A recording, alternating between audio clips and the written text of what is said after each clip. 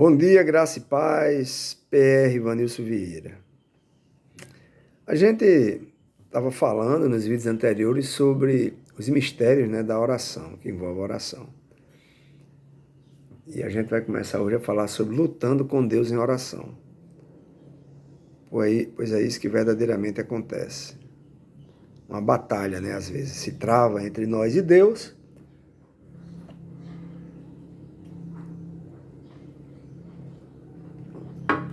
Quando estamos orando. E às vezes a oração não é orar e abracadabra acontece. É luta, é batalha com Deus. É negociação. Então, olha só, Abraão, o pai da fé, ele recebeu de Deus visões.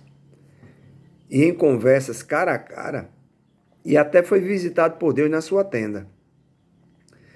Então, Deus fez promessa a Abraão, garantindo, né?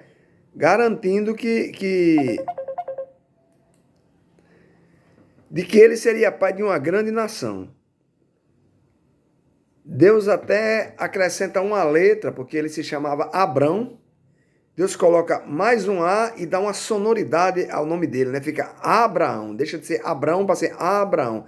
E nessa sonoridade muda tudo. Deus está dizendo para você que vai ser pai de uma grande nação, por isso seu nome está sendo mudado. Né? Então, Abraão tinha 77 anos quando ouviu essa promessa. E os anos se passaram e Deus aumentou o tamanho da promessa. Agora não seria mais pai de uma grande nação.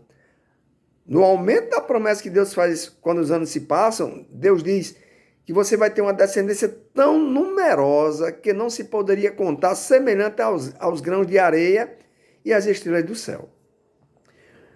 Mas é vida que segue. Abraão fica mais velho e numa idade que já era para ele ser avô, ele não tinha nem filhos. Então, que promessa é essa de ser pai de uma grande nação? Imagina Abraão conversando com os amigos e alguém dissesse, vem cá conhecer Abraão. Aí o cara dissesse, Abraão, pai de multidões, quantos filhos você tem? Nenhum. E como é que você é pai, vai ser pai de multidões ou é pai de multidões? Já imaginou isso? Então, que promessa é essa? Então, aos 86 anos, Abraão, seguindo a sugestão de Sara, sua mulher, que era estéril, ele se deita com Agar, a serva dela, com a permissão dela, e daí nasce um filho. E quando Ismael, né, esse filho que Abraão teve com a empregada da sua mulher, já tinha 14 anos, já era um adolescente, Deus visita Abraão de novo e repete a promessa. Então, Abraão, ele responde com ironia. Lá em Gênesis 17, ele diz, poderá um homem de 100 anos gerar filho? Poderá Sara dar à luz aos 90 anos? Então, Sara, mulher de Abraão, compartilha da ironia do marido e murmura, lá em Gênesis 18:12, ela diz, de dois velhos, e meu marido já sem desejos sexuais, ainda terei prazer de ser mãe. Então, Deus responde com uma notícia boa e outra má. Né? Deus, ele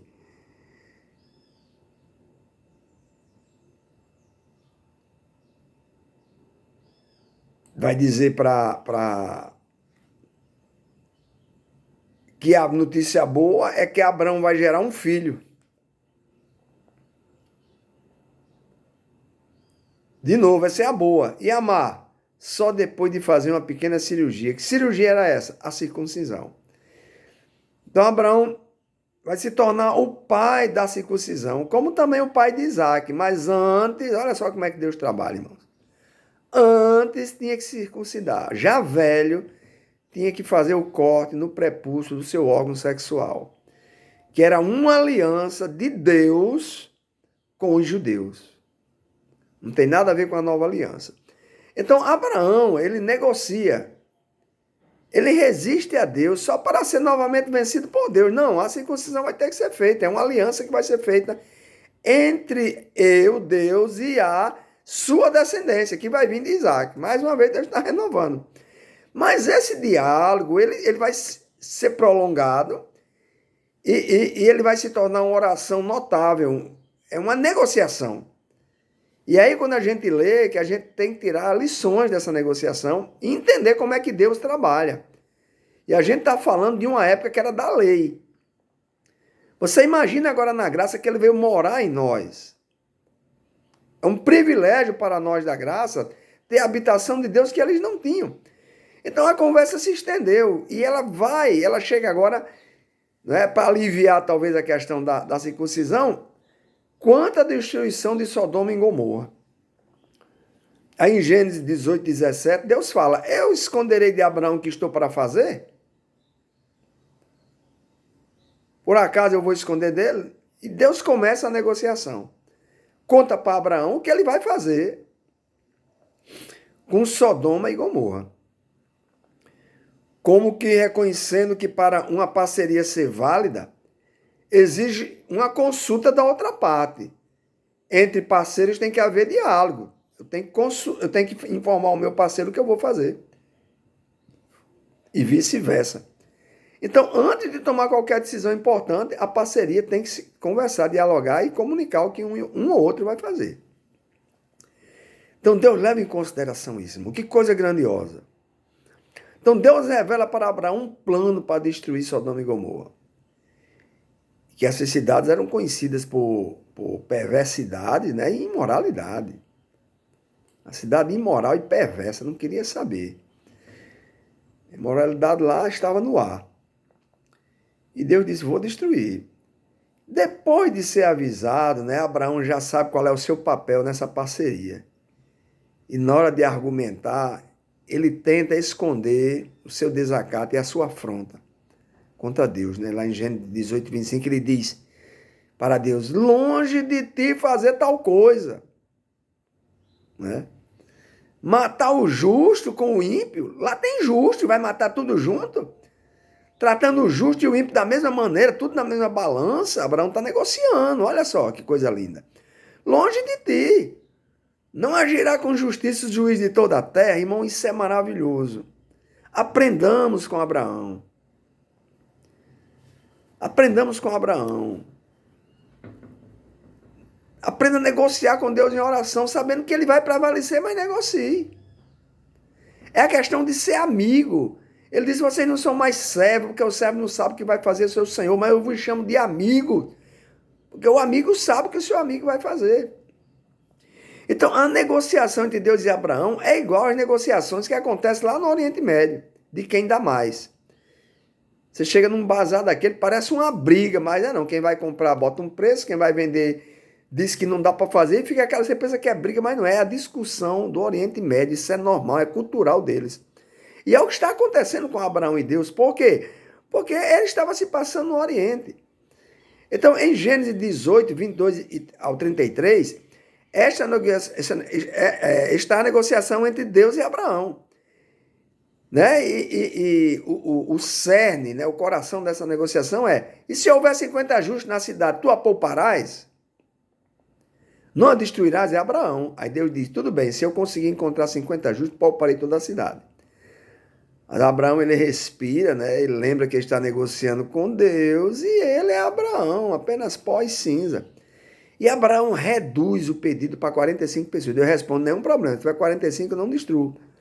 E Abraão prossegue negociando que o Senhor não se irrite e continua botando pressão na negociação. Não se irrite comigo, Senhor, mas 40, 30, 20, 10. Deus vai cedendo sem discutir e conclui. Por amor aos 10 não a destruirei.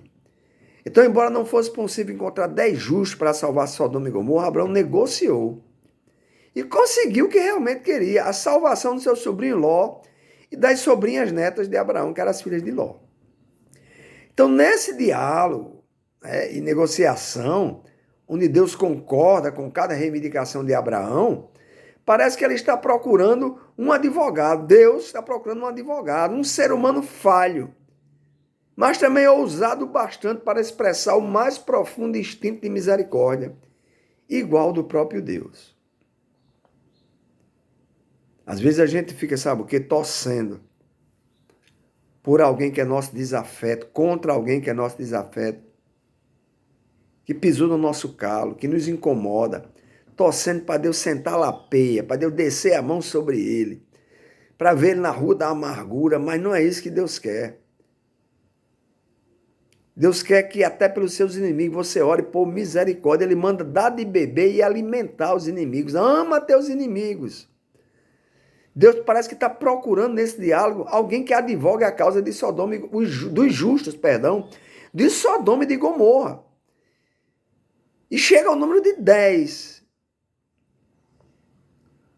Lá, eles tinham 4, Ló, a esposa e as 2 filhas. Então, Deus aceita essa negociação. E Abraão, embora falho, ele expressa esse instinto de misericórdia, que é o que Deus tem. Então, Abraão ele vai deixar uma grande lição de quando apelamos para a graça e a misericórdia de Deus. Quando a gente apela para a graça e misericórdia de Deus, o Deus que mete medo, irmãos, se torna apenas Pai, Abba Pai, e desaparece aquele que mete medo. Lá em Números 14, 18, né, o Senhor é muito paciente, Moisés escreveu, e grande em fidelidade, e também em perdoar a iniquidade e a rebelião. Então Deus é mais misericordioso do que podemos imaginar, e gosta de quando apelamos para a sua misericórdia. Amém? Pensa nisso. Vamos aprender a negociar com Deus em oração. Todos os dias, seja por enfermidade. Lembra? Paulo negociou com Deus a sua enfermidade. Recebeu uma resposta que ele não esperava. Mas foi a que Deus deu e ele está tudo bem, Senhor. Mas negociou. Não tenha medo de negociar com Deus. Deus te abençoe.